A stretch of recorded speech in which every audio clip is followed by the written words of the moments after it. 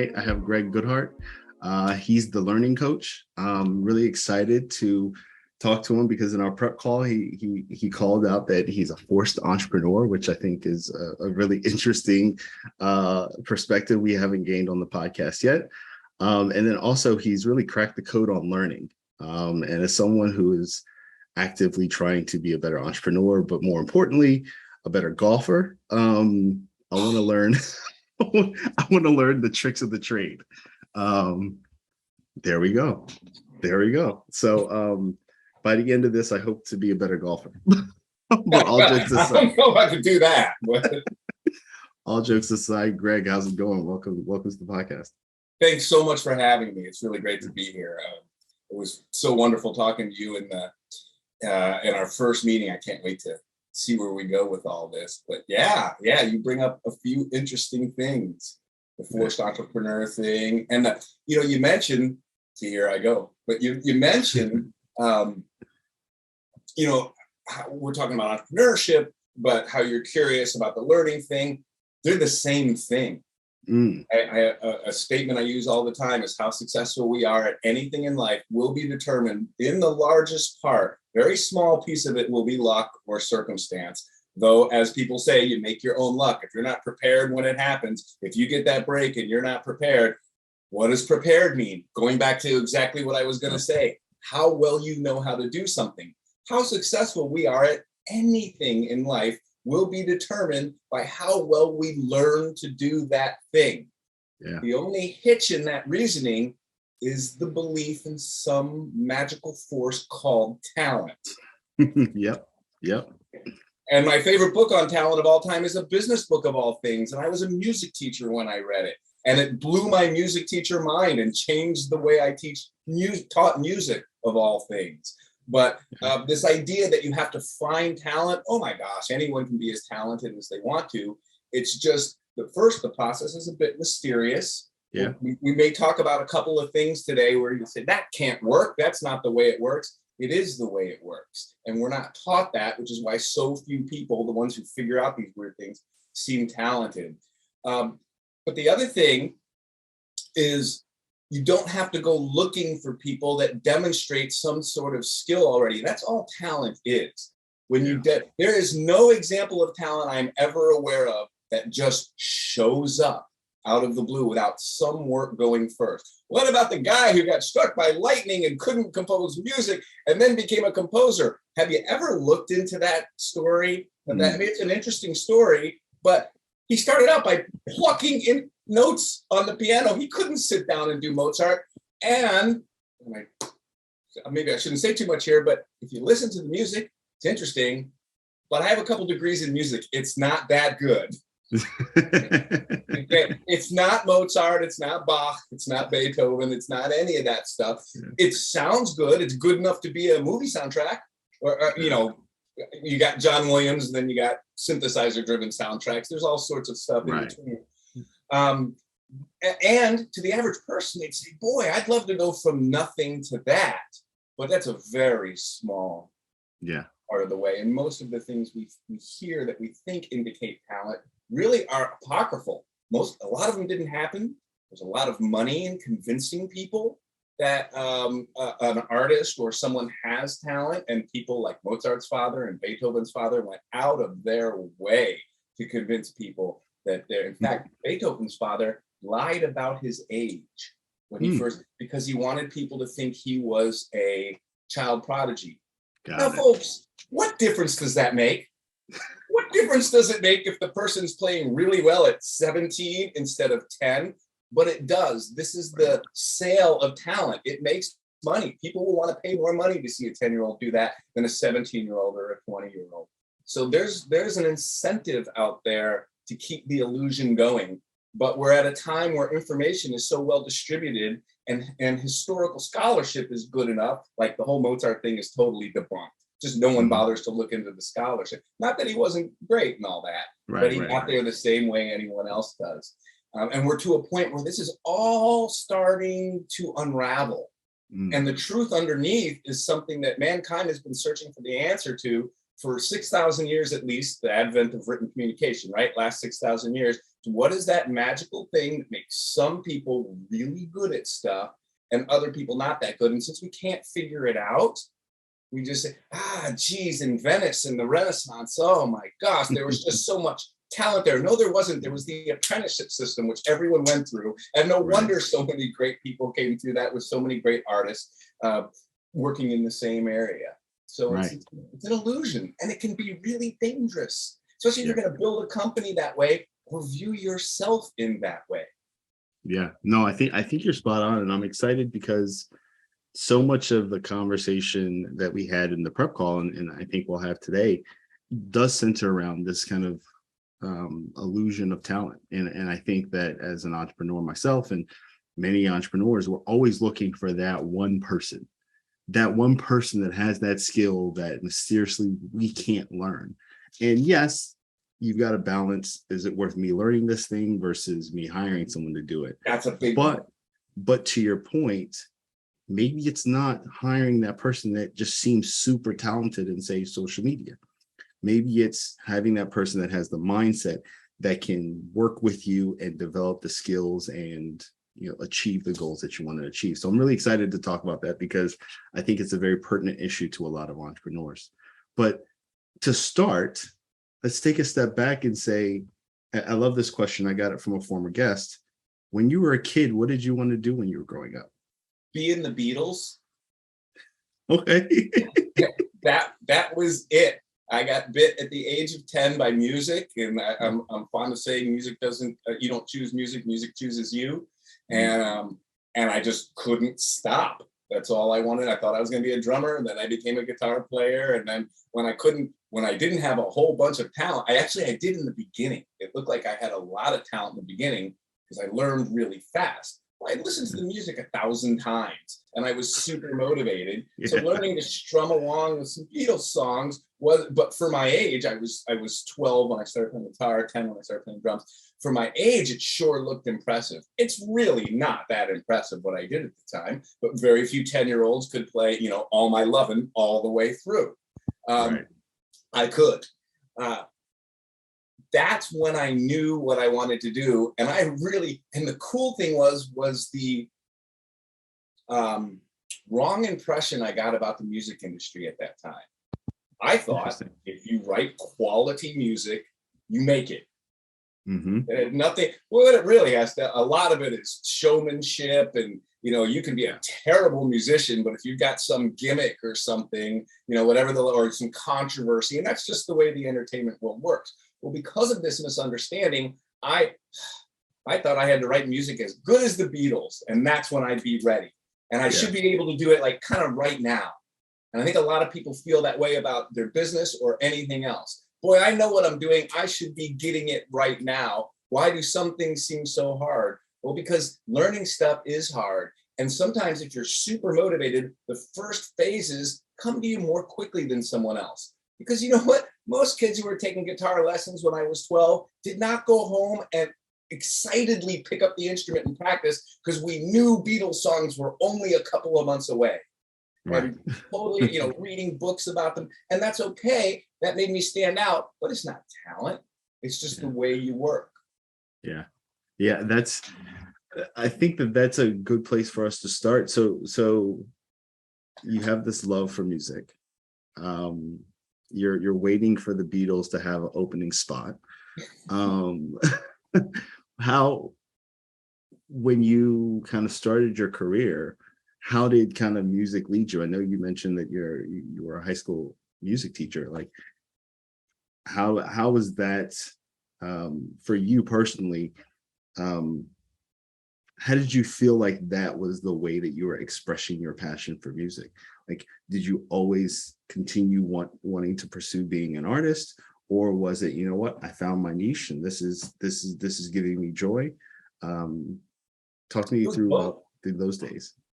It was really both of those things. I always wanted to continue with my art, and I think a lot of people suffer this with any performance they do, whether it's a business meeting or sports or anything else. But I knew I wasn't that good. Other people told me I was good because I could do things they couldn't do. Right. But I knew compared to professional musicians, I wasn't that good. This bugged the crap out of me, like day in and day out. And I know a lot of people exist in this place. How do I get good? What do I do? How do I get good? And so I tried a lot of the traditional stuff, the practice techniques a lot of people use. Well, if you don't start doing that until you're 14, 15 years old, you're way behind the people who were 6 and started doing that sort of stuff. You don't need to start early to be great at something. However, it does allow for 2 things. First, you have more time on your hands in which you can practice and do things. So it's a lot easier to be super dedicated to something at that age. And then the second thing is that the expectations aren't that high. And so what you do as a child seems really great, but as you start doing it as an adult, we are very unwilling as adults to have what they call in meditation a beginner's mind. Like I should be really good right now, which is kind of what I was thinking with all the music. So I had all this disappointment. I can't get there. I can't get there. What's wrong? I want to write songs. My tastes evolved. I got into, what was in the 80s heavy metal, and started some bands. And I just could. And I was in college, didn't know what I wanted to major in. And so I got into the music school and failed a music theory course because I could barely read music. And that made me realize that I had a lot to learn. So I decided I'd be a music major. And it took forever. And I ended up, and I needed to do this, and I ended up with a master's degree. So it was both things.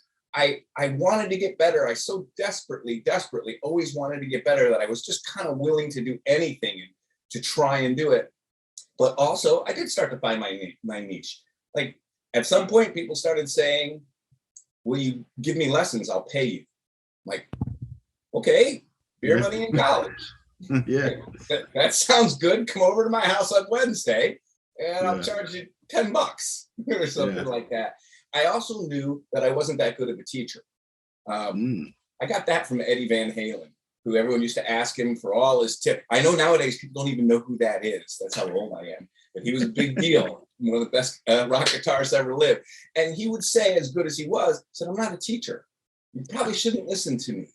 I'm pretty good at playing. And I always took that to heart. I knew I wasn't a teacher. So as I started teaching, I wanted to be good at that too, because I didn't want to, and I think a lot of people feel this way, take people's money for not giving them something on a promise that on which I'm not delivering. And so that kind of led to a career in teaching that I hadn't intended at all. What I did learn through music study, what I really learned was the template for getting good at stuff. When you're working on a big, huge piece by Bach, well, the first thing you got to do is go into those little teeny weeny sections that you can't figure out how to play and start putting those together. And you put your pieces together and you pay attention to little things and you go back and you revisit things after you haven't for a while and you keep building it out until it becomes a product. I mean, that's really what your performance is a product. Luckily, you've got a lot of support when you're doing something like Bach, because a lot of people have done it before. And I was studying with a master teacher who knew the ins and outs of all this stuff. But when I went, that was, what am I going to do with my life? Well, I got a master's degree in music. What the heck am I going to do? And and so I ended up finding a job starting a music program at a private high school out here. I'm in Los Angeles, out here in Anaheim. And boy, let me tell you, my dad once told me, and this is true, if you ever want to look good, follow a really weak act. Makes you look. And so the program was a shambles when I took it over. And that was great because I could have the smallest success and everyone thought it was great. At first what the kids needed was discipline and needed to be enthusiasm. And I built all these things one step at a time. And I realized I was doing it the same way I was putting together my music for performance. And so I was still practicing and working, but my focus went to, geez, how do I teach the kids how to do this? And then I had a crisis. I said, oh my gosh, I want them to be able to do things I've never actually figured out how to do myself. Okay, this is my confessional right now, right? So here I am teaching music, and if I have a kid who excels and like, how do I play my scales at 160 on the metronome? Like, I don't know, I can't do that. I've tried and tried and tried and tried and tried. I'm not sure how that happens. And I became convinced through the process, I became obsessed with the idea of teaching. In fact, the way I got to this talent place was, so I had this beginning classical guitar class. By the way, there's a YouTube page with my name on it, and it's got you can see how well the kids perform. There's a reason nothing was posted video-wise from that program for the first 8 years. There's a really good reason. I sure look good from about 8 years on, that building up. And it was an open class. A lot of people say about music teachers, boy, it must be great. You get all the talented kids and then you spend a couple hours a day. That is not how it works for any music teachers at all. What music teachers do is take anyone and everybody and know that if you'll follow a certain process, you'll get good at doing music. So I had this beginning class, and that was my recruitment for the advanced stuff, which were the performing groups that, made the program look good and all that. And I needed to figure out, what can the average untalented person do? Because it would be unfair for me to look out to a class of 25 people and expect them all to do something that was too much for any average person, only the talented people. Right. And so I spent a good 5 years living in this place. Like, what can everybody do? And I started with my expectations really low. That way I didn't, screw anyone over with their grade or anything. And I kept realizing, oh my gosh, my standards are too low. Look, and then I noticed when people got good at stuff, they weren't good, and then they were good. What happened? Well, I started paying attention to how you were telling me to do work. And so I started making these lectures about how to work and how to do stuff. And it became very apparent to me after about 5 years in, very apparent to me that anyone could become good at music. And in fact, if anyone can become good at music, which is this magical, at least at sports, you say, well, maybe if you're really tall, you're suited for certain positions, or if you have a, really, you're short, but you have really stocky legs, maybe you'll be a great running back or something like that. But in music, there's none of that. There's no real, hey, Hendrix had these really long fingers. Trust me, finger length does not matter with being good at guitar. I could go on and on and on about that sort of stuff. And it really doesn't.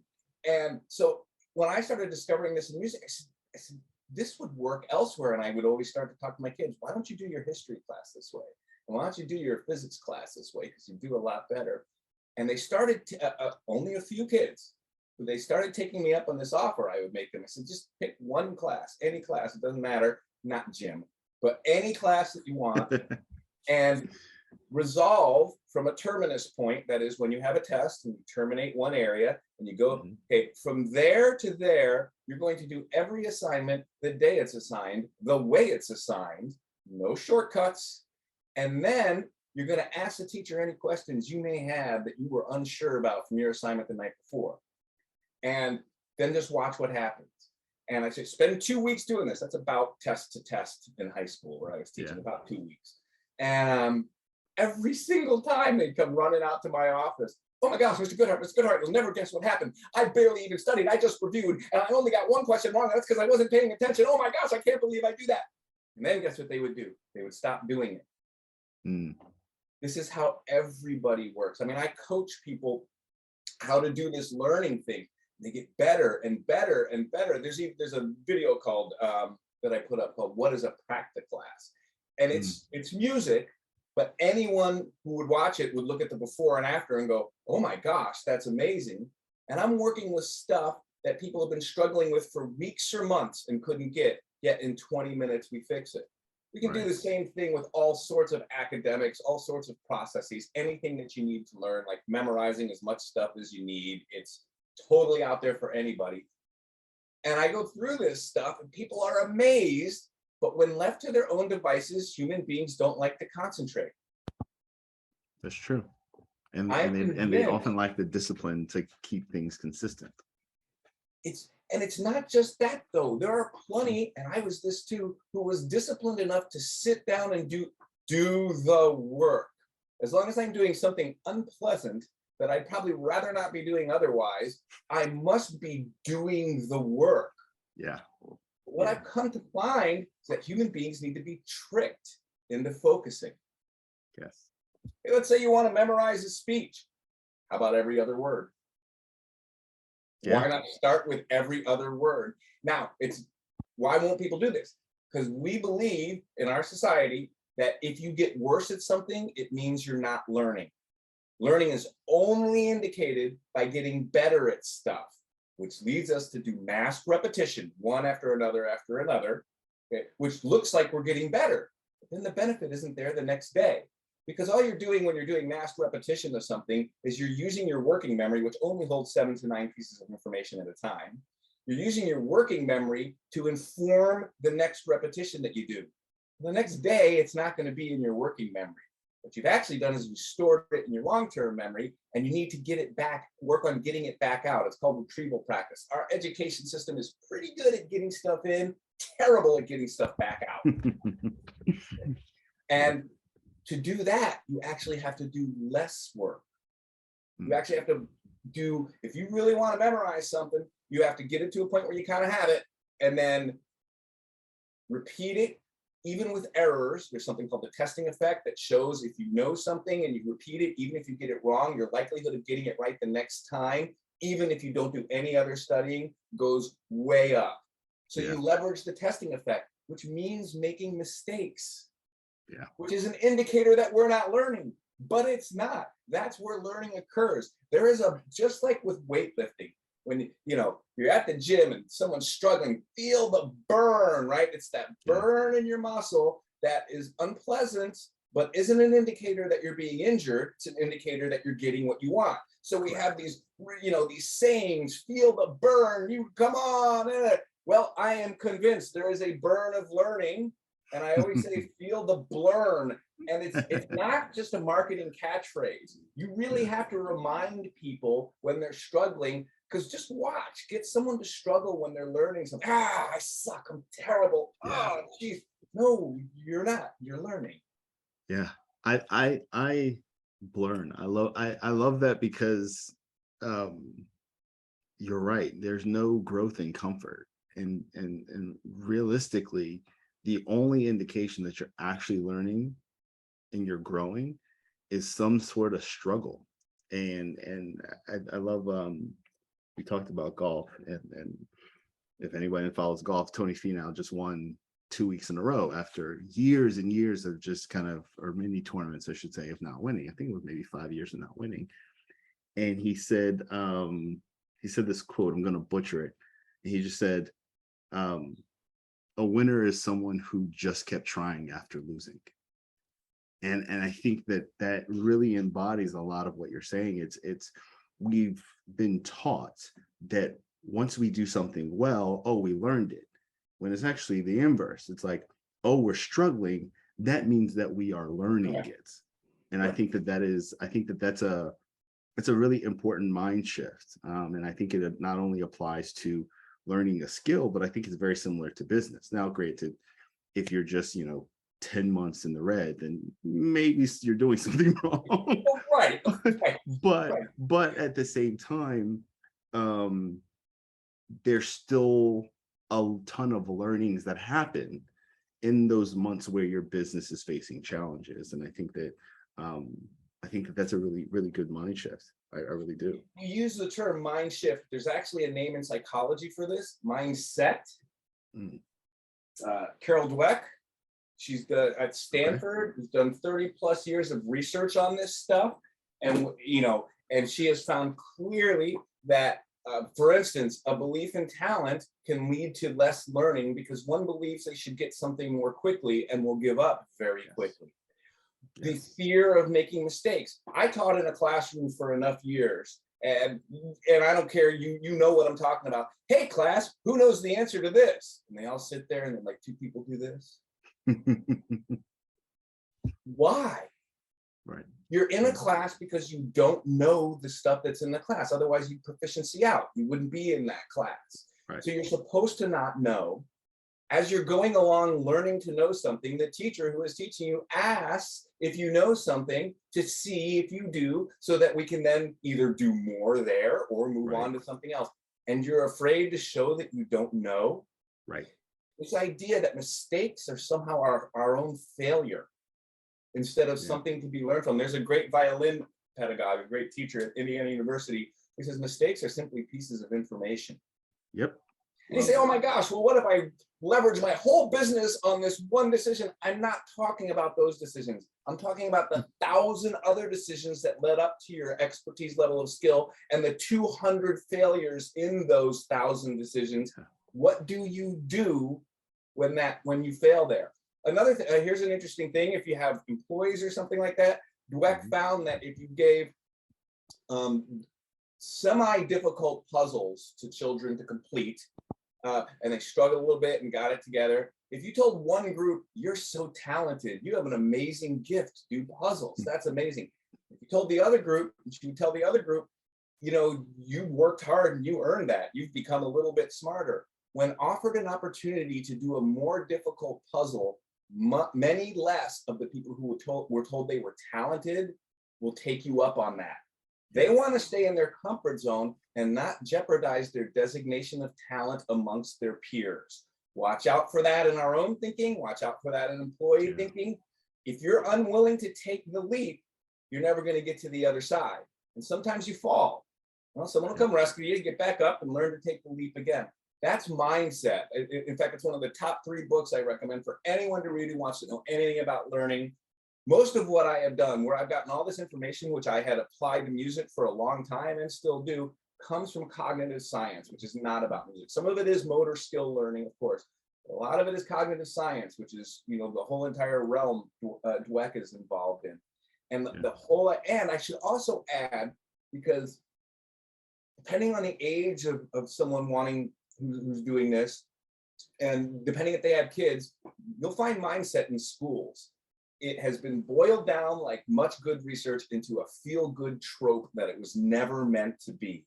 Okay, that take your tests and make mistakes and don't feel bad. Well, yeah, I guess don't feel bad, but no, you're supposed to enjoy making them, not enjoy, accept and say it's just a challenge. It's no big deal. Embrace. If my shoes are untied, I tie them. It's no big deal. Right. I don't bawl because my shoes untied. What do I do? Yeah. That's the problem we have with teaching and learning, is what do we do? There should always, and there is always, a solution. You can't learn something? Let's figure out why. There's a reason for that. And that's what we don't have in teaching. What we learn in our schools, at least in this country, we're in the United States, what we learn in our schools is, here's the stuff you need to learn. Go home and do homework. I'm not going to tell you how to do it. I mean, I'm going to give you directions, but I'm not going to tell you how to study for tests either. They don't tell you how to study for tests in school. They started in the last 10, 20, 30 years, and the stuff they're telling you is wrong, just wrong. The whole highlighting in different colors and rereading, wrong. You're using cues. You got to get away from the cues as quickly as you can. So we live in this place where we don't really know how to learn, and then we fail and don't know what the solution is. There's a big part of the problem. So that whole mindset thing. Yeah, I think that's mind spinning, because I think that this applies and to your point, it applies across everything, right? Like I can even look at my own career and looking at, you know, requests or asks, and I'm like, you know, you guys really think I'm awesome, so do I want to risk that? Or like, you know, so I think you're spot on, but I think I'm curious. You've made the discovery, you know, you have this passion for music, you kind of made the discovery through your kind of role in teaching and tutoring, like the way that we learn isn't effective. Okay, where'd the business come in? Like how did, like, okay, cool, great. We're teaching people wrong. All right, where's the business? So that's interesting. This is where the whole forced entrepreneur thing is. I realized the last couple of years, while I loved the teaching part, and I love some of my colleagues in working in teaching, there were lots of things that weren't all that fun, and there were some bad situations. Everyone has that at some point in their life at some business. But I couldn't get out, because what am I going to do? How am I going to make money? So this was kind of evolving, and I realized slowly, I'm like, I could do this on other instruments that I don't know how to play at all. That's when it started to dawn on me. In fact, if you look at my practice class videos or things I have online, I'm doing instruments. My instrument is the classical guitar. That's what my degrees are in, and I can play a little piano. It's about this big. And I found that I could go on any instrument without knowing what they're going to play or how they're going to do it. It all works the same. Then I realized, hey, this can apply to all academics. You know, Captain Obvious, I'm reading books about cognitive science and academics and applying it to music. hey, maybe the academic research applies to academics. Right. So I started having, I called it the light bulb club, and it was for other faculty who just wanted to come out to the band room at the every like 2 weeks, and it started working really great. And then I ended up at a conference. I think we talked about this a little bit before, and I was doing some pre-conference thing for guitar. It was not a guitar thing, it was a music thing in general. And I saw someone give a talk on just this, and she was good. Except I said, oh my gosh, I would add so many things to that. And I realized I was just having fun doing research and getting results with my kids. I mean, I really enjoy this. It's really, I remarked to one of my colleagues a couple years into this, I'm getting scared. I'm starting to like this more than music. It just started the cure. And by the way, anything done at a high level is an art form. I don't care if it's football, that is true, business. That's what art is. Art is when you've mastered the basics and you can become creative with what you have. And so I started getting enjoyment out of the cognitive science and teaching that had always just barely eluded me in music, where I was good enough, but never as good as I wanted to be. And all of a sudden, so it's very intoxicating, right? And there's a whole thing we could talk about, how getting good at stuff is more motivating than pats on the back or anything like that. Lots of good research about this. And so if you just get someone to suffer and get good at something, you can more easily talk them into doing stuff like that. So I said, I'm going to apply for this conference next year. What the heck? And I did, and I got a spot. And I'm like, oh my gosh, what am I going to do? And I ended up, I couldn't sleep one night. I ended up around the corner at I don't even smoke cigars, at a cigar bar, because it was the only thing that was open in Providence where I was at this thing. And I wrote what is now the core of my basic presentation, which I still use for, if I talk to athletes, if I talk to anyone, I still use this basic core that I came up with that night. And I gave it, and I had that moment, and everyone, you must have this moment when it just dawns on you, wow, I'm actually really good at something, or wow, I've actually got something that others don't have, which people chalk up to talent. But my whole lecture was about how there was no, in fact, the lecture was called, If Talent is Overrated, and there's a lot of evidence it is, what should we be doing to get better, better, best? Still remember my first one. And so I very sheepishly gave a presentation and apologized for talking fast and being too excited. And when I got done, it wasn't well attended, 15, 20 people in this huge room. But so many of them came up to me afterwards and said, that is amazing. Nobody's doing this. You need to hit the road and get out and start going to colleges and talking about this and stuff in high schools. And I remember saying, well, hire me. You're saying it, heck, at that point I'd do it for expenses. That's I was willing to go out and talk about my favorite subject to everybody. And someone else said, you need to write a book. I said, find me a publisher. Find me someone. And so I realized I had something viable, and then out of the blue, lost my job. I'm sure there's more than a couple who have this type of story too. So I was basically forced into, how do I figure this out? Some traditional way. The traditional way for me at the time was going to be going back for another degree in education, where they're going to teach me things that some of which I know better how to do and whatever, but I'm sure I would get something out of it. And the only place, because I was very specialized, I had no teaching credential. I did not teach band. I did teach band for a couple of years, but I wasn't great at it. You wouldn't want to you want to hire me to take over a terrible band and build them up and then hire their own director. I'm good at that. But my expertise, I could do a very good job in classical guitar. Well, now, come on, how many schools have classical guitar classes and programs? Like, the answer is none. And there are enough of us out there looking for jobs that they're all taken, except in Las Vegas. They have an amazing, vibrant thing. You'd be amazed how many schools are in Las Vegas. You would be amazed. It's like 400 that are around that area. It is amazing. And just guitar is part of the deal there. That's kind of part of every school. And they have there's a lack of credentialed guitar instructors. Most of us go and get performance degrees and do stuff like that. We don't think we're going to become a high school teacher. If you play the clarinet, you might think that more because you went through a high school band program or something like that.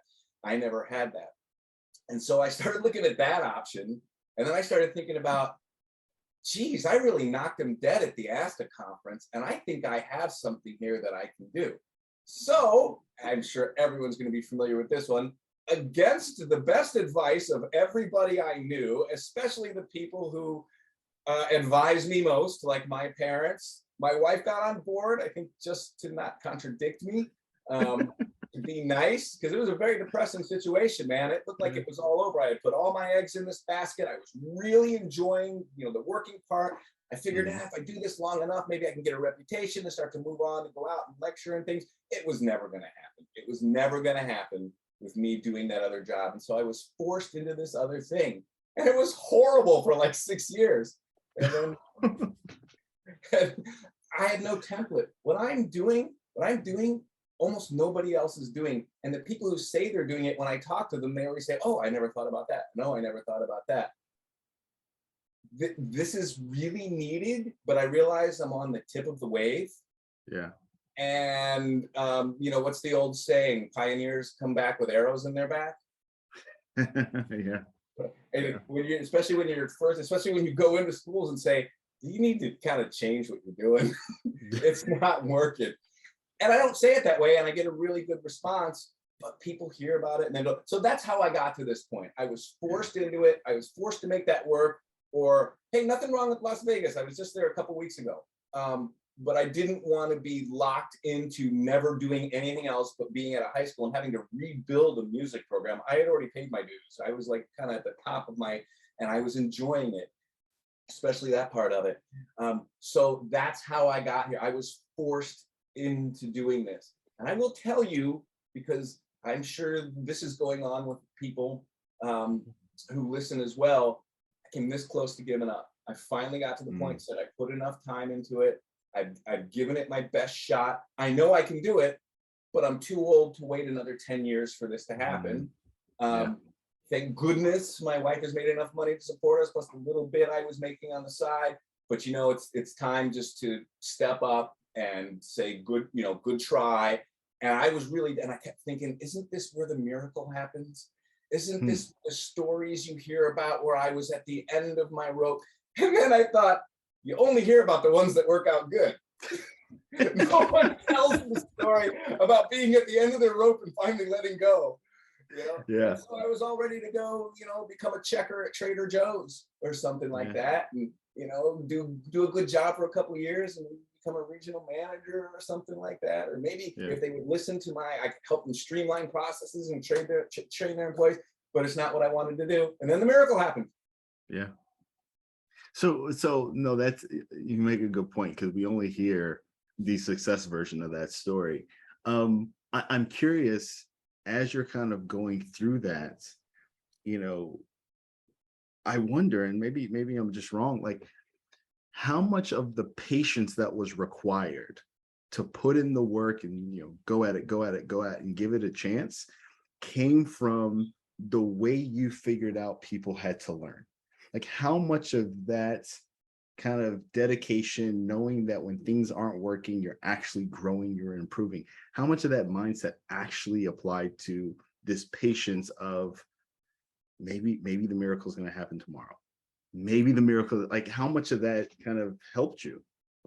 It was a confidence in what I was doing. I could see how good it was, but my business model, as someone else who's since mentored me, was, as he called it, the field of dreams model. If you build it, they will come. And the next thing he says is, it doesn't work. Yes, that's true. I'm like, this is so great. What's the old saying? If you build a better mousetrap, the world will be a path to your door.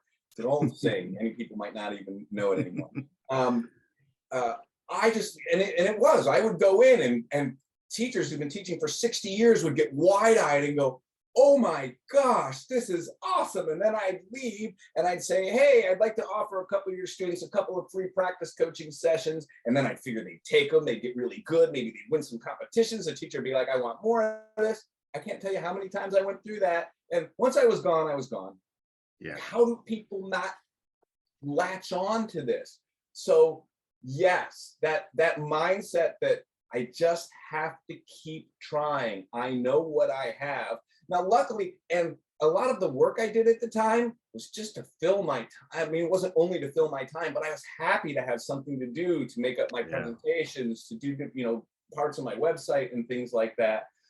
Because there were long periods, and that's when I was practicing 6-7 hours a day. I've become quite a good player at this point. Not that it, would have been nice 15 years ago. But now I can do what I want. I'm about to make some recordings and put them online, but it's not my main thing anymore.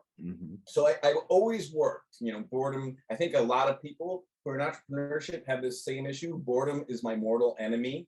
Doing nothing is, I look to defeat that enemy every chance I get. And, it's okay. Watching a TV show is fine. Sometimes it's fun, or a movie or something, but that's not doing something. Right. Doing something is working on something. And actually, you may have heard, a lot of people have heard of the concept of flow. And the researcher who's done a bunch of work on that, Mihai Csikszentmihalyi, spelled just like it sounds. Csikszentmihalyi has spent, we all know the feeling, right? We work on something, we're working, and we think it's been 10 minutes. We look up at the clock, it's been 40 minutes. Yeah. And that used to happen as a teacher to me once in a while too. And I always said, boy, I really wish I would have written down what I did during that class. When you say everyone pack up and everyone in class goes, what? It's over already? Right. It would happen a couple times a year. I'm like, I should figure out what that is. Well, he spent his whole career figuring out what that is, and he calls it flow.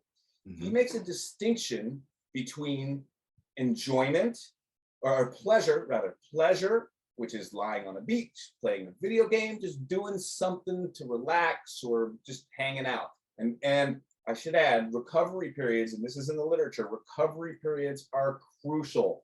Burning yourself out doesn't work. Working past exhaustion doesn't work. Don't do it. Recovery periods, small ones, 10 minutes, 15 minutes, bigger ones, go to lunch for a couple hours, even bigger ones, I just need to quit and sleep on it and come back the next day. These are important. However, Csikszentmihalyi makes the distinction between pleasure and enjoyment. Enjoyment when the brain is engaged in flow and problem solving. Most people would call that hard work. Yeah. And that's when hard work becomes really rewarding, when the work itself, autotelic, when the work itself becomes so enjoying. Why? Because you're solving little problems. Remember, I spoke earlier, we fail and we don't know what to do. Well, I use a system, and it's not like I invented it. It's out there for anyone to learn. It's in, you got to put together sources and figure it out. But there's always a solution, always. Sometimes the solution is, oh my gosh, I have to break this problem into 6 parts. I can't do that all at once. Okay, then go to one of the parts and start working on that. It's actually, we can talk about deliberate practice in a second. It is deliberate practice, which I think very few people really know how to do. There's books about it. It's not that complicated, especially at the beginning. And we get involved in this thing, flow. Flow is when you have an ability level and you have a challenge that's here, and you start to do this. Yeah. So there's an element of flow, and you'll hear people talk about it this way, and it's almost entirely true. There's an element of flow which requires skill. You can't navigate problems in a domain, I don't care if it's music or business or sports, unless you know something about that domain. You don't just walk in and start solving problems. So the price, I always used to say this in my lectures, and I still do, the price of flow is getting over the humps in the beginning that make it seem like you're stupid and you'll never get there, which is where most people give up. However, I have found that there is a way with even as you're very first starting to learn something, to create flow states. And I know everyone's out there saying creating flow states. No, that's not, it's a kind of a gimmick. I found out, like most of the things I've learned that really work, I didn't pursue them. They found me. I just started teaching and then said, oh, look, that happens. How about that? That's pretty cool. And what I found is, we can talk a lot about deliberate practice if you want. There's, the guy who came up with it, Anders Ericsson, wrote a whole book on it called Peak. The best description I think is in the book Talent is Overrated. But how do you teach that to someone? There's all these big chapters about challenge yourself. Anyone who's read about it, find a greater challenge and challenge yourself. Do something you're uncomfortable with, all this.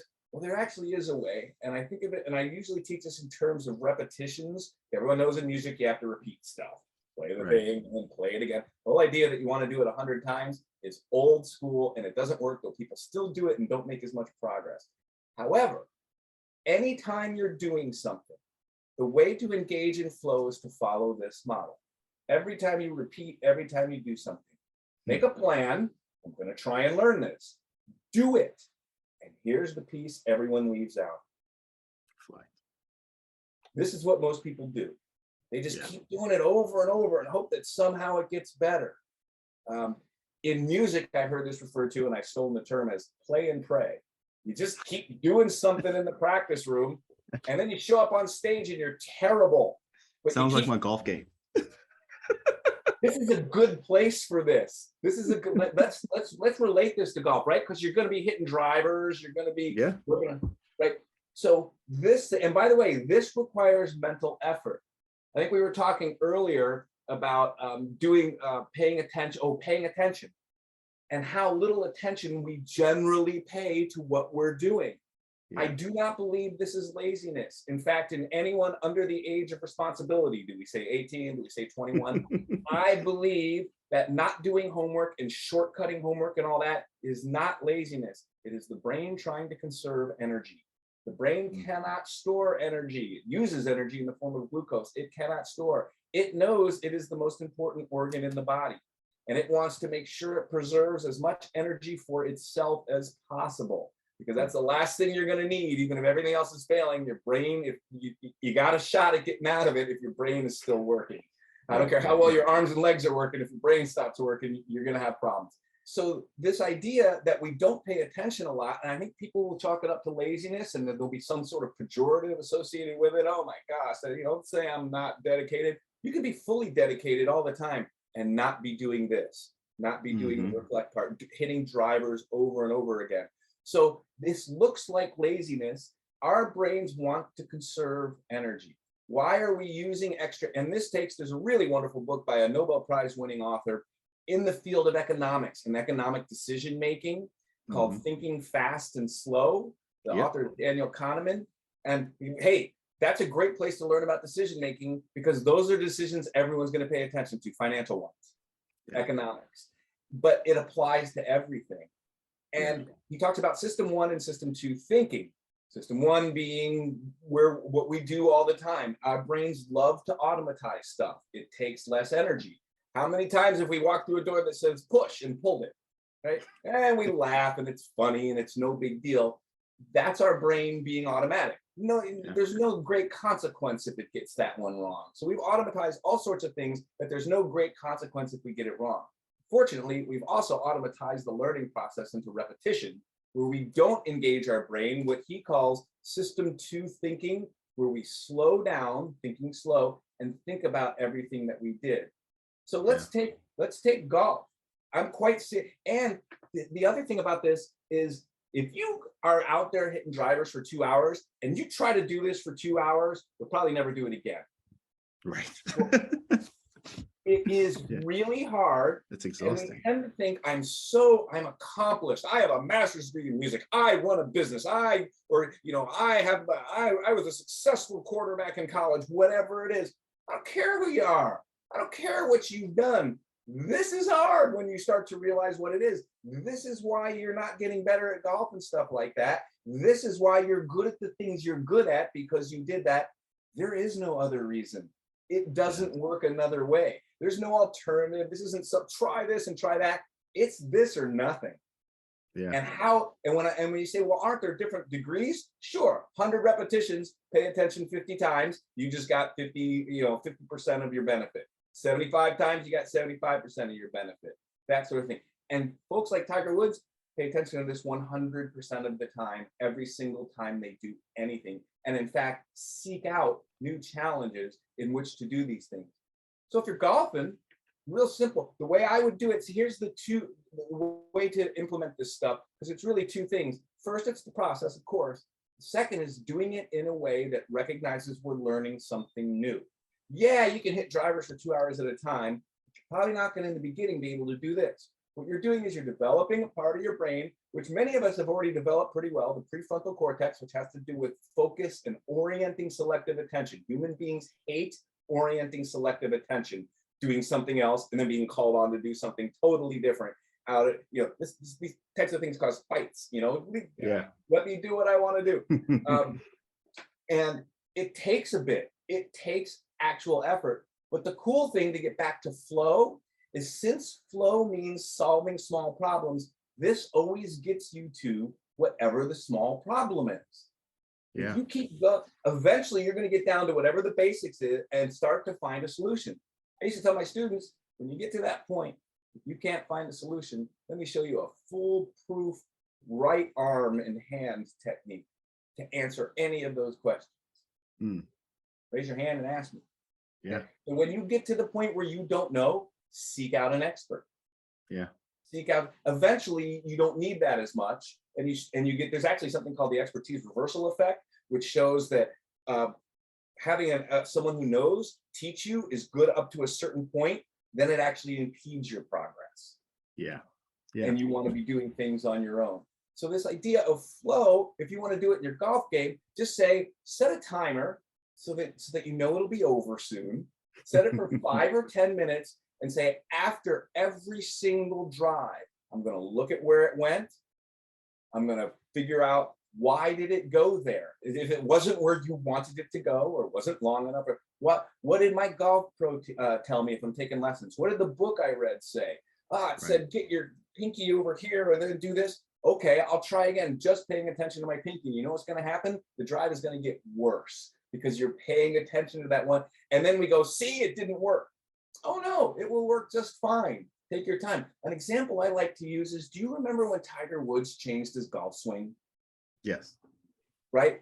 Now, he has the most golf talent in the world, right? It should be easy for him. It was like 3 years, and then all the other stuff happened. But it was like 3 years. And what did he keep saying? He kept saying, don't worry about it. I know how this works. I'm going to get worse before I get better.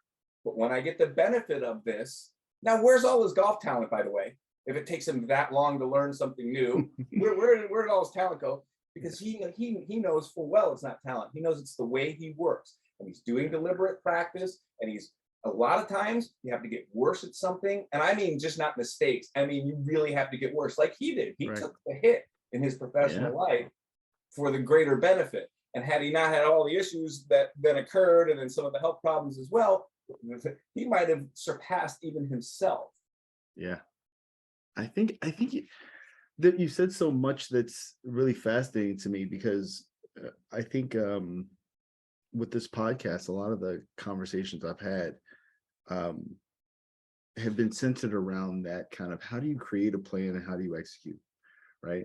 And I think you're really illuminating the third piece of the triangle, which is reflection. And sometimes, and I'm guilty of this, you work hard, you work hard, you work hard, you work hard, you work hard.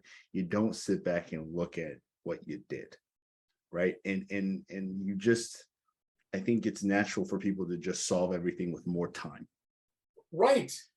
And that's not necessarily. Just work harder. Yeah, just work harder. And I think what you're saying, not only illuminates the importance of reflection, but I think for me personally, it puts a place where advisors, mentors, and coaches live, right? Yes. So you're trying to work on something, you run into it, go ask a coach, go ask an advisor. Like, these are the targeted questions that you can ask and get support, whether it's golf or business, because I 100% agree with you. And I saw this in my career in consulting. You can coach someone and kind of show them how to do something and try to get them to a certain level, but it really kind of disables them from being able to think a little bit more critically and ask the questions that they specifically have. They're now looking for you to tell them, okay, what's next? What do I do next? Okay, how do I go here? I'm trying to get that. How do I do that? And like you said, once you get kind of like the baseline skill set, that activity of just kind of working through a challenge, that's where flow lives. And once you get so good, process and content. Yes. And once you get so good at it, that's where the magic is. And you're right. that's where you become creative. That's where you become artist, because this is creativity. Yeah, I love it. There's different levels of creativity. I love that. I love that so much because it's a great framework to kind of think through it. And here's the weird metaphysical thing, right? You said work hard. We keep working hard and working hard, but we don't reflect. Why don't we reflect? Because it's hard. Because it's even harder than the work we're doing. Because at least, and I'm guilty of this too. It's a lot. I can sit down and practice guitar for hours. People are astonished at how long I can do it. It's a lot more enjoyable when I don't reflect. Yeah. Sometimes I will sit down and just want to play because I have to play. So I work on that and I don't think. That's a small part of what I do. Mm-hmm. I find other times while I'm working that I'm not focused while I'm working. And I either try to stop and reorient. If I can't reorient, I must be fatigued. I need to take a small break. If a small break doesn't work, I need a bigger break. And if a bigger break doesn't work, I need to quit for the day. But it happens to everybody. Everyone moves away from this highly focused state. So when we say we're working hard, I'd like people to consider that if you don't want to do the reflect piece, isn't that the exact hard work that you're not doing? Mm. And that's the weird part. And he said, but that's not work. I need to work. I need my fingers moving on. I need to do something with my hands. A spreadsheet and checking figures and all that, you know. Maybe after you spend a half hour working on that spreadsheet, do something else. By the way, interleaving, don't do the same, don't work on one task for an hour. Do it in 10-minute intervals. We can talk about that if you want, but because it reloads the information and it makes it stick better later. But at some point, go back over that spreadsheet. Start with the basics. Did I get everything right? Yeah. Double check it. Now, what have I learned from this? Did I learn zero or anything else? And write a little analysis and make a little Word document that has an analysis of every spreadsheet that you've done. So I can almost guarantee at some point in a year, you're going to go, wait, what did I say that one time? And you'll go back and look at your analysis. Yeah, no, I think that's so spot on. I'm, you know, as someone who's currently in my current state, teetering on that burnout, right? Like with all the things, like you're speaking to my soul right now, right? Because I'm really processing and I'm thinking about, you know, this natural instinct for me to feel like when my hands are busy, I'm doing real work. And in many ways, yes, there's a time for my hands to be busy, but there's also a time for me to step back and learn and watch and say, you know what, that didn't work. That did work. Oh, that's the small thing that was different, right? Like I think that's a really, really important thing for me to kind of do on a day-to-day basis. Now I have a question for you, and I know we can make this multiple episodes because it's a fantastic conversation. So my question is, at what point do you, and this is just your perspective as someone who teaches people to learn, as an entrepreneur, your role is you got to do everything in many ways, right? Until you have enough capital resources to be able to outsource and get support. So my question is, are there signs that say, you know what, I can learn this thing, but it's not worth my time or energy? Oh my goodness. To invest to get good enough to the level that I need to? Like, what are the signs? What are the things that you would tell someone or an entrepreneur that's working through that problem? That's funny you brought that up because I've been thinking about this the last couple of days. Because I did start to hire people. That's, you know, over the last year, I finally, so I could barely make any money, couldn't do anything, got my big break. It was an international music teaching site that wanted me to do, they understood what I had. They understood that they could market it and that it would be huge. And so I entered into a contract with them, and holy moly, it's really paid off really well. And I ended up with a nice bankroll that I said, this is all going to the business. I knew all along there were things I couldn't do. For instance, I mean, you know, I'm in my 50s. I did not grow up with the internet. I knew that there's all sorts of opportunities out there. There's all sorts of people, and I've read a couple marketing books. You know, if you can get to 1 million people and get 1% to pay your highest price, then you're in great shape. You know, you get your highest product, right? So, but the problem was I couldn't evaluate these people? Like, how good are these people? Like back in the day when I was your age, I was the same exact age as you are right now. Yeah. Back then, you had to have a storefront, and you couldn't afford to have a storefront unless you were a decently successful business or something like that. Now everyone's got a web page and they all look just as professional, and everyone's got quotes. You don't know if they're actually true because there's, you know, if you have a storefront in town and someone's putting a bunch of lies that are quotes in their window, the town's going to call that person on it, and everyone's going to know. Right. So I remember when I was first doing this, I said, you know, I got something that's this good. If this is what it takes, we'll sell the house. And I will take every penny, which is a lot, every penny we've got in there and throw it towards marketing. But I had no idea what to do. And I certainly wasn't going to make a move like that unless I had an idea. Right. When I started to get that little bit of bankroll, I started asking around, and this is exactly where I was. So I could learn to build a click funnel, okay, and then do all the experiments with the split testing and all that. And I tried just a little bit. I said, oh my gosh, this will take me years to get good at. I'm going to make a lot of mistakes. That's just how learning works. There's no, like, I don't know anything about this. I can see how it's done, but the experience and time, it's going to take a lot.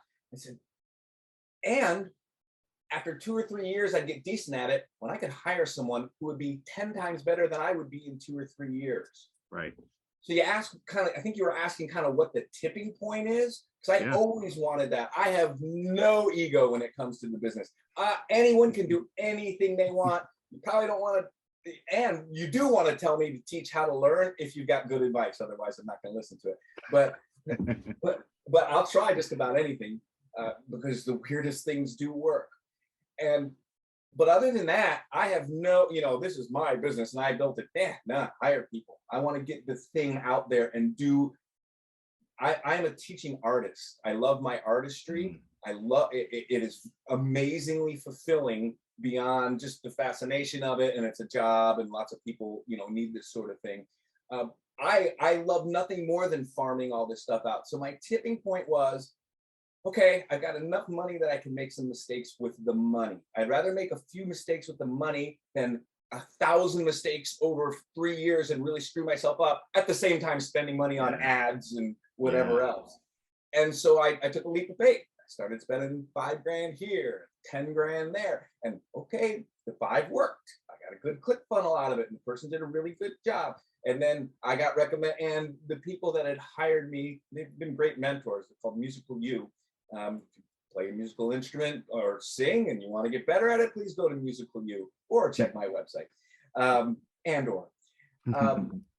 And they gave me little bits of advice. You can go talk to this person, go that. Some people, you know, I was really wet behind the ears, and they could tell, and I could tell they would like, well, let me recommend you to somebody. I'm like, I'm getting a second choice, but it's better than nothing. And the way I looked at it was, listen, if I throw this money out the window, at least I will learn a good lesson, and I have enough around that I can make a few of these mistakes. And I've been pretty lucky. So that tipping point for me, I knew all along I needed something like that. I just didn't have the money for it, and didn't have, you know, the same thing that wouldn't allow me to quit the job, that I had to be forced into this whole situation. You know, I didn't want to sell my house and like start doing all this other stuff that, you know, and put my wife through all this stuff. Like, I know I can do this. So the tipping point really was when I had a little bit of a bankroll to start hiring people. And that's a scary part, hiring people. Because especially in this internet age, they take your money up front, more or less. And you get what you get. I love that framework that you said. It's experimenting with capital, right? Like that idea of, you have to take the same learning mindset into hiring people, right? Like there are some people that say hire slow, fire fast, right? Like there's kind of like that theory, which I kind of subscribe to. I would agree, but I think that kind of in that plan, do, reflect model, I think it also lacks that reflection. Okay, yeah, you fired fast, but what went wrong, right? And I think that applying kind of that to that triangle model makes a lot of sense, because there are things that you got to do as an entrepreneur when you don't have the money. Like, you need to learn how to do social media. You need to learn how to produce a podcast. The whole first season of this podcast, apologies to the listeners, I know it doesn't sound great, but I did it. And that's not my skill set. But once I had a little bit of capital to invest, I found somebody great, and Lisa does an amazing job with it. And so yeah, I really like that framework of just, if you're someone says it's not a business until you have someone that pays you for it, right? So once you get someone to pay you for it, look at ways to invest in experiments. And that's a really good way of just kind of outsourcing some of those roles. Yeah, it's kind of like when I go to Vegas, the money is gone before I sit at the table. And if I walk away with half of what I sat with and had a good time, play blackjack for a while, then that's great. But and if I walk away with nothing, then that's what I expected. And that's kind of how I went into that whole thing. And I also knew, and I guess this is kind of true with blackjack too, but I also knew, even if I lost, that I would learn something. Yeah. Yeah. Maybe I would learn every single thing to look out for in a bad hire. Maybe that's all I'd learn, but then that's great. Right. So I'm just, this is fantastic. So I want to ask maybe like one or two more questions, and then we'll get into some quick hitters, because I want to be mindful of your time. What does your Tuesday look like in 5 years? What do you want your Tuesday to look like in 5 years as an entrepreneur? That's my elected coaching day right now. It's funny because it's been a building process. I can do guitar. Oh, I can do all instruments. Oh, I can do all teachers. Oh, I can do sports. And I realized, and this is one that's not even on my website yet, oh my gosh, I can go into business. If I told you a quick story about my wife, who's in the financial industry out here in Los Angeles, and she says, one of the big problems we have at the firm is you hire someone and it takes 3 months to figure out if they're going to work out. So, oh my gosh, I could tell you in 3 weeks. It would be really easy because anyone can do it. If they don't get it in 3 weeks, which would include several false starts, and that's okay, just after 3 weeks, I'd say you're not doing what I've told you to do. It's clear. Yeah. Otherwise, you would be able to execute. You're not going to work out because you've chosen not to do it. I used to give out in my class what I called happy Fs. Rare, but if you got an F, and I said, you know why you got it, right? Yep, I didn't follow directions. That is the way you should get an F. Now, I tried and I don't know what happened, which is how it usually happens. So, it would be really easy. You need to do it this way or not. If you don't do it, you can't have a job here because you're not going to learn how to do it. So that's actually, I'm not sure where I'm going to end up. Like in my dream world, like one thing I really enjoy going out and lecturing, lecture circuit, doing workshops and things at universities. I've been to some very good schools, even inner city high schools and just everything, charter schools. It's great because it doesn't matter. You can have the highest teachers and students ever. You can have the lowest. It all works the same. This works at any level, no matter where you're at. So I think what I'd like to do is a lot of speaking, I love traveling and meeting people and doing speaking and working with people. So I don't know that that's a Tuesday, but that's one thing I'd like to do. And then the other thing, just because I think it seems like a natural progression, just business-wise, trust me, the people who have the least money are the classical guitarists. Then you move up into the other instruments who are a little bit better off. Then you move into general academics where there's even more, not a whole lot. Then you move into sports where there's more, and business seems to be. So I'd love to travel around and talk to people and get them to understand this. I think I know and I don't want to be associated with this, but I know that sometimes people hire motivational speakers, right? And all they do is they come in and they try to get you fired up to be the best you can be today. And it would work. If you can get an employee to come in and want to be the best them they could be every single day for months and months and months and months in the face of failures, in the face of difficulty, it would work, but that never works. Right. What works is knowing there's a solution to every small problem, and that big problems are simply a bunch of small problems that you have to solve, and that you can be as talented as you want, and you can get anything that you want out of what you're doing. And in fact, by engaging in this, even in the small tasks, you can start to induce flow states. I could see me getting out and doing something like that. So I'm kind of glad I'm not exactly sure what my Tuesday will look like. It's really wide open. There's so many, I mean, anywhere, you know, send me to NASA and I'll talk to them about this. The thing is if you're good enough to get to NASA, you probably already do deliberate practice pretty well. But here's the interesting thing. Even people at that level don't realize what they're doing, so they can't teach it to others. Yeah. They just, I know for sure, and I'm sure this applies to you, anything I've been successful in, I did that way without knowing it. Slowed down, I paid attention, you know, I made absolutely sure. And by the way, the greatest motivator for deliberate practice is fear. All humans do deliberate practice when they're afraid. All of them. They stop and think and make sure they're going to do the best solution to get out of this danger, whether it's a financial or physical or whatever. Steve Young, you know, Hall of Fame quarterback for the 49ers for many years, said the reason he worked so hard is it was fear. He didn't want to go out on the field and embarrass himself on Sunday, which, if you know his early career, he did in a big, big way. And he was just really afraid about embarrassing himself. I know that feeling.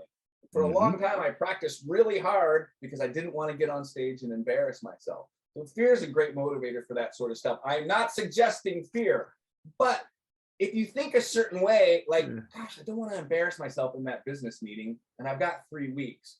Most people really wouldn't know what to do other than starting to work on the PowerPoint. Right. Why not start doing retrieval practice with all the basic facts that you need to have in line before that meeting, where you can recall any piece of information, any piece of data that you think would be relevant. And there are pretty easy ways to do this.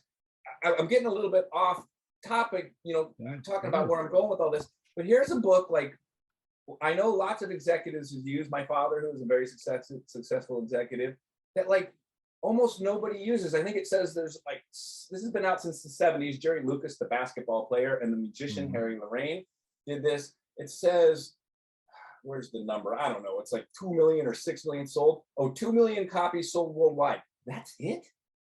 To memorize anything as much as you want. And it's not just, this is interesting because it uses the principles of science without knowing what it was. We didn't, when this was published, when they were doing this stuff, we didn't really know what they were doing, but the advice is really easy to take and really good to get going with.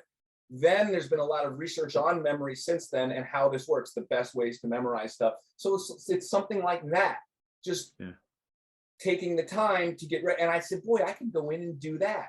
I mean, anywhere anyone wants to get better at something, I mean, I may end up at a driving range one day a week.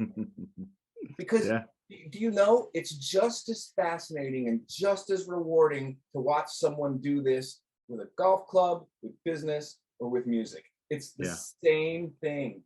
It feels great to be able to do it for people. And the same thing always happens. People get really excited. I mean, imagine all of a sudden all your drivers start going where you want them to go. And that reaction right there, that's not just, that would be great. Like, ooh, that feels so that would be incredible. Great.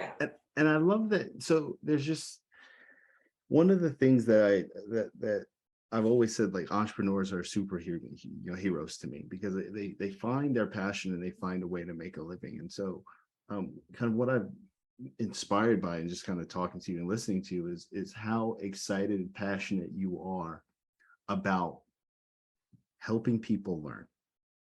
That's it, right? Like, so much of trying to build a business could be, okay, what's my operating model? What's all these things? But in reality, your core principle, your core passion is helping people learn. And everything else is kind of just trying to, okay, there's an opportunity here. Am I still going to be able to help people learn? There's an opportunity in sports, but am I still going to help people learn? That, I think that there's just a power in knowing at the core what you're trying to do, because I think it opens up kind of the spectrum of how you can apply that skill set. I think that's incredible. I mean, one thing that I thought, I mean, actually, you really want to know about my real dream, which is not even so much a financial dream. My dreams are financial. Please hire me. Everybody hire me. Okay. all that being done. You're probably aware that our school system has tried to, being the United States of America, has tried to reinvent itself numerous times over the past, say, 5 decades. No Child Left Behind, Race to the Top, all this other stuff. They don't get it. I do. I know how to do this. I know exactly how to do this. In fact, I came this close to getting a consulting contract with the top STEAM middle school in Arkansas. Again, the education system is just not built to take this yet, because they saw it. And there are ways to do it instead of top down. You do it from bottom up. Start with the testing anxiety people. And hey, folks, if your kids have testing anxiety, in 90% or better cases, it's not actual anxiety. It's a lack of retrieval. Okay, trust me. Try retrieval practice before you put your kids on drugs for anxiety, for testing anxiety and things like that. Or you can do it simultaneously. Okay? And I've talked to psychologists about that, psychologists about this. You can do this and any treatment you have for anxiety at the same time. You can learn to memorize and do your homework while getting anxiety treatment. Well, if it goes away, you might find out the anxiety treatment. It's because the amount that this type of anxiety is showing up isn't in line with the anxiety figures in society. It's way higher for this sort of stuff. I will tell you, testing anxiety is the same exact thing as stage fright. It's the same thing. It's getting up and wondering if you're going to be able to do it in the moment. Having said that, where was I go? I don't know how I'm going to get there or how it's going to happen, but I would love to be involved, and I would only be involved if I could really control a big part of it, with revolutionizing the education system, at least starting in the United States. That's where I live. I'll go anywhere. Someone would say, what if China writes you a check? I said, well, no one else is writing me a check right now. Y'all might want to start. That was several years ago when things weren't going as well. And I'd love someone to give me a school. Just, you could start. There's an old junior college campus. It's not being used anymore. You get to hire anyone you want. They all have to teach exactly as you say, and it would be spectacular, and it would spread like a beautiful disease. Yeah. Okay. That's what I would really like to do. I like it. Maybe not 5 years, maybe 10, 15. I like it. Maybe at some point, because it would help so many people. A lot of big problems we have in society are due to a lack of the ability to understand learning. There are bigger problems. There are problems, but if you get right down to the very core of it, like I really love. I've lectured at some schools like this to go into really economically impacted areas, underprivileged areas. I don't care if they're in the Appalachian Mountains or in the middle of Milwaukee, in some of the worst neighborhoods where I have gone and have done lectures with teachers, and just tell people the way it is. And then have a little institute set up where kids could come after school. I know we have these things, not teaching this stuff, where you could teach them learning independence. And then, as the research shows, the brain loves learning stuff. I know we say, Larry, it's so hard. The brain will give you a bunch of dopamine when you actually accomplish something. And if you know how to do this, and you know where the solutions are, you will continually get rewarded with a good feeling from your work. And once you hook a kid that way, like, oh, the work itself is kind of fun. And all of a sudden, all the grades go up. Then their opportunities go up. I realize there are other challenges in life, especially in difficult economic situations. I'm just saying at that very base of, and then when some of the kids do well, then the parents are going to go, hey, I want my kid in that too. And then little by little, it takes on. And I think that there is a lot to be done with regard to, I hate using this word because it's so misused so many times, empowering people, genuinely empowering people with their brains and nothing else, so that they can take care of themselves and become more successful. Got it. And I love it. I love it. All right, so let's do two quick hitter questions. Okay. What's a question that you think I should ask the next guest? Would you please send Gregg Goodhart a check made out to cash for $1 million? I mean, I'll try to find a way to weave that one in. That was the joke I thought of when I saw that question on there. Other than that, from my perspective, and maybe this doesn't apply to other people the way I think it does, but how long did it take and how close did you come to giving up? That's a good question. And what's there's some trade-off there on that continuum, like how long it takes and how close you are to giving up. And, was it, a couple times and then you came back? Yeah. Or was it like me where I was just ride or die until I finally said, this is it. You have to see the signs. I knew it would happen. I just didn't have another 5 years. Yeah. I'd already done the sacrifice and the financial sacrifice and all that. So I would be really curious, just at least from my perspective, I'm sure there's a few more people who've had similar situations, how close did you come to giving up, and what made you want to give up? What were the signs? Yeah. Well, yeah. And were they the right signs? Did you want to give up and then not give up and find out later, oh my gosh, thank goodness I didn't pay attention to those signs that I thought were there. Right. No, I think that's a good question. I like it. All right, my last question. What type of entrepreneur would you be most interested in hearing on this podcast? Well, I could be selfish and say people who are doing similar things to me, like that couple you had on with the performance coaching. They are doing the same thing. They're doing it in one niche area. And I listen to them talk, and they use a few different words here, which is fine. You can use your own words to describe your process, but they totally get it. Yeah. And they're like, well, we found the science and all that. Okay, let me make this more general. Process. What is your process? Like, they were really good at talking, and I think I'm good about it too, talking about process. What about my balance sheet? No, just, I don't know anything about balance sheets. I really don't. Okay? But if you look at your balance sheet and do this, it's either going to be fine or you'll find something wrong. You may find 10 things wrong. Then you go to one of the 10 things, and then you do that again. You might find more things wrong. What is the process? I'd be really curious about that, because I find so few people really know how to do deliberate practice, even if they're good at it. Yeah. Like how to explain, and that's part of my gift. It's not a gift. I taught high school for years, and that's how I figured it out, is the ability to explain this stuff to people. So maybe that's the other question. How do you explain this to people? And everybody has to be a teacher. If you're selling something, you have to teach. You have to get them to want.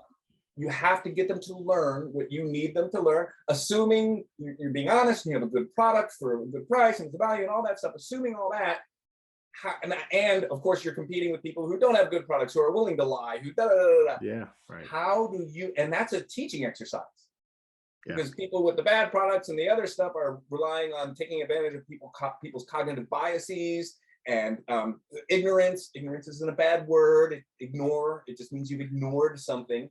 Ignorance in a certain area. And if you're putting out a good product and doing the right thing, now you got to compete with that. How do you get people's attention? I'd love to hear about that. How do you get, and yes, pain points and hit the pain point with a hammer and all that stuff. I get that. And yeah, of course.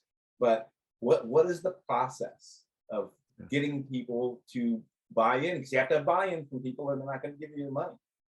Yeah. No, I love it. I got a couple extra questions. This is incredible. Please. Gregg, this is amazing. How can people find you? They could find my website is Gregg Goodhart, GreggGoodhart.com. There's an area for arts, academics, and sports. I don't have one for business yet. I didn't think I would need that for a while. I should have reflected more on that. But what you'll find there is a lot of the generic stuff about speaking about process, generic stuff about process. So a lot of it doesn't even mention music. It just, this is how you get good at stuff. And a lot of the good things are a lot of the basic stuff, the Erickson deliberate practice stuff. The books I find really help. There are no marketing books out. I mean, if you want to know the 2 or 3 or 4 books on entrepreneurship and marketing I've read that have been really great for me, that's fine. I find the process thing to be most important. So you'll find lots of process information there. Awesome. Gregg, this has been incredible. I so want to keep talking, but I want to be mindful of your time, and maybe we can set up some additional time just so I can pick your brain. This was phenomenal. Thank you so much. Now let me, the other question, which book would you recommend? And you probably already know because I've talked about it so many times. This is a miracle. Yes. This is a miracle book. It's a business book, And I read it when I was a music teacher, and it had nothing to do with entrepreneurship or any sort. The best I did was I ran the music program and had a couple teachers underneath. I didn't have to sign their paychecks or anything like that. And in fact, this is what started me on the journey, because it was so learning what I had already learned, especially for people who have been on kind of the learning journey and you're starting to figure it out. Anything that you find is true, you will find in here. And he goes through all the science.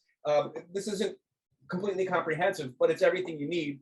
That's when I started doing the research, because I was so excited. I thought I might be taken advantage of. Maybe it was just written really well, and so I started reading the research, told my music teachers they needed to read it. And my choir teacher brought it home and her husband said, "Why do you have a business book?" And people, why should I read that? I'm in music. I don't care what you're in. It's the greatest. So anyway, I just wanted to get the plug for Jeff Golden in there. I know, I appreciate that. And it's funny because I think personally, I found the most value reading books that are tangential to whatever my mind's focused on. There's something about it, and I think that that's also the benefit of, I was a politics major in college. Like, I think that that's the benefit of having just exposure to a mindset and a way of thinking, a discipline that may not be exactly what you're trying to focus on, because it gives you a unique perspective and again, a new way to form your process. Building a rich mental model. Yeah. A rich mental model. And the more different ways you look at something, the more you retrieve the information, the easier it is to retrieve that information in conversations, meetings, negotiations. And building that rich mental model. Yeah. Awesome. All right, great. Thank you. I appreciate your time very much. I appreciate yours as well.